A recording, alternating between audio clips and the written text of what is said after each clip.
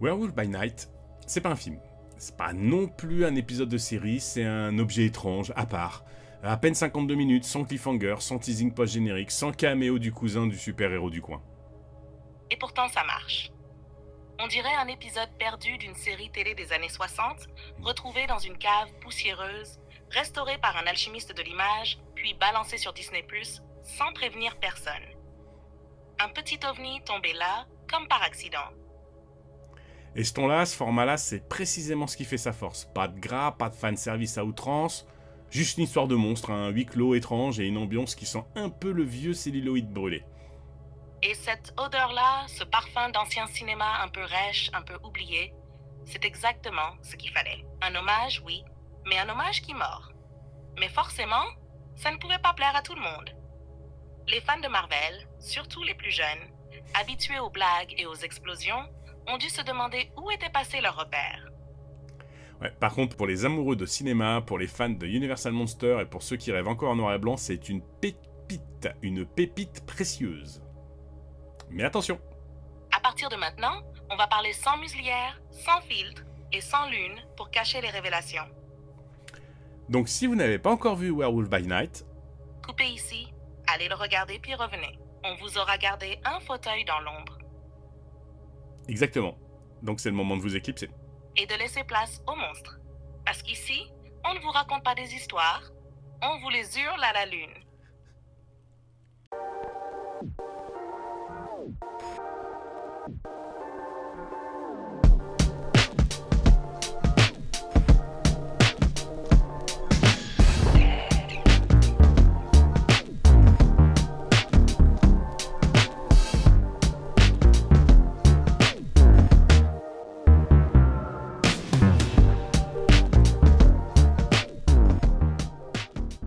Dès la première seconde, on comprend que ce sera pas un Marvel comme les autres. C'est en noir et blanc, mais c'est pas pour faire joli. C'est pour créer une vraie filiation. On est du côté des Universal Monsters.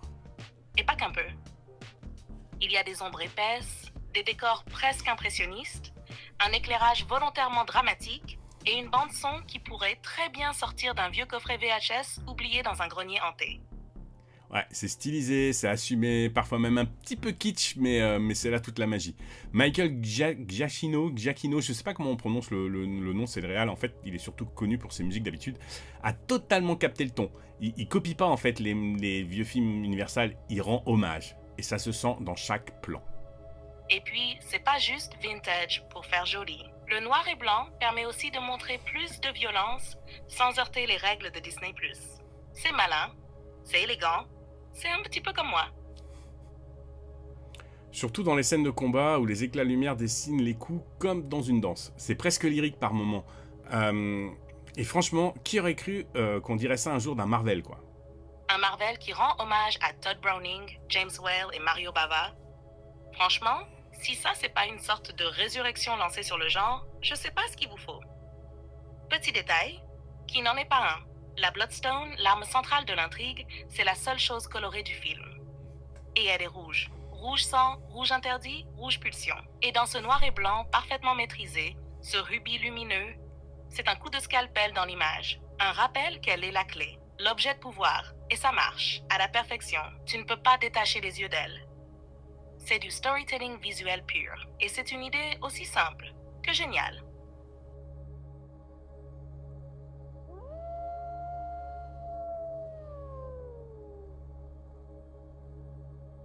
Alors pour les personnages, on commence avec le héros Jack Russell. Enfin, c'est pas vraiment un héros, c'est pas non plus un monstre, c'est un type paumé, hanté, qui essaie juste de sauver un ami. Il est là juste pour une seule mission, il a rien à prouver à personne. Et ça, c'est rare dans un Marvel. Et pourtant, c'est peut-être le seul vraiment héroïque dans toute cette boucherie. Lui, il veut pas de la pierre, il veut pas de la gloire, il veut libérer Ted, la créature qu'il considère comme un frère.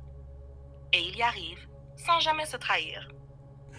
Et puis il y a Elsa Bloodstone, en revanche, elle est un petit peu plus ambiguë. C'est techniquement l'héritière, mais elle a fui cette famille de tarés, elle revient juste pour la... Non, je crois qu'elle revient même pas pour la pierre, elle revient pour sa légitimité en fait.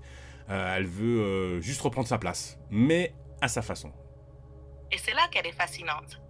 Elle ne s'attache pas à Jack au début. Elle ne lui fait pas confiance. Mais elle sent qu'il y a quelque chose chez lui. quelque chose qui n'a rien à voir avec les autres. Et elle fait un choix, le bon, le risqué. Les autres chasseurs, on dirait un battle royal sous l'exomile, tous plus creux et égoïstes les uns que les autres. Aucun axe moral, juste des armes, des égos. Et cette obsession de la Bloodstone, un beau reflet de notre époque, non? Ouais. Et puis il y a Veruza, la mère, la gardienne, l'idéologue. C'est une vraie sorcière au sens biblique du terme, une fanatique déguisée en matriarche. Et à travers elle, on devine ce qu'était Ulysse Bloodstone, le grand chasseur, enfin son mari quoi. Un monstre sans griffes, en fait juste un humain quoi.